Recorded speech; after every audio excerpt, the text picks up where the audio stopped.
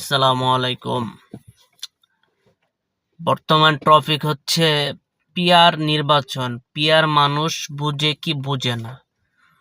Peer উচ্চ কক্ষ এবং নিম্ন কক্ষ। জামাত চাচ্ছে উচ্চ কক্ষ এবং নিম্ন কক্ষ দুই জায়গায় পিয়ারে নির্বাচন করতে,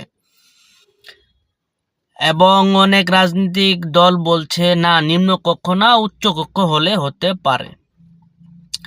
দেখেন, ফেনাকি দাদার ভিডিও যারা দেখেন তারা বলছে যে উচ্চ কক্ষে যদি পিয়ার হয় তাহলে সেই জায়গায় কারা রাজত্ব করবে।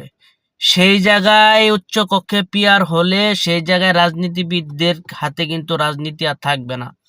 তখন রাজনীতি চলে যাবে উচ্চ কক্ষের হাতে। উচ্চ কক্ষে কে থাকবে?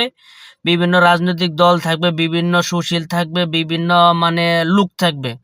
তখন তারা তাদের মতামত দিয়ে রাষ্ট্র কিন্তু পরিচালনা করার চেষ্টা করবে। আর নিম্ন কক্ষে যদি পিয়ার হয় তাহলে নিম্ন কক্ষে সমস্ত রাজনৈতিক দলের ভোটের আনুপাতিক হারে এই জায়গায় আপনার এমপি থাকবে। তখন কেউ আর রাস্তায় আন্দোলন করবে না, নামবে না। আর পিয়ার হলে একটা সুবিধা কি, আপনার এই নমিনেশন বাণিজ্য হবে না। কারণ হচ্ছে পিয়ার ভোট নির্বাচন হলে পিয়ার আপনি কোনো ব্যক্তিকে ভোট দিবেন না, আপনি দিবেন মার্কাকে। যেমন ধানের শীষ, দাঁড়িপাল্লা, হাত পাখা, টাক, রিক্সা, যার যে প্রতীকটা পছন্দ। আমরা তো প্রতীক দেখে একটা দলকে চিনি, তো সেই দলে আপনি ভোট দিবেন। আপনি এমন তো যখন ভোট দেন তখন ওই প্রতীকে দেন। ধানের শীষে হইলে ধান মার্কা দেন, আর জামায়াত হইলে তাদের দাঁড়িপাল্লা দেন, আর নৌকা হইলে নৌকা দেন।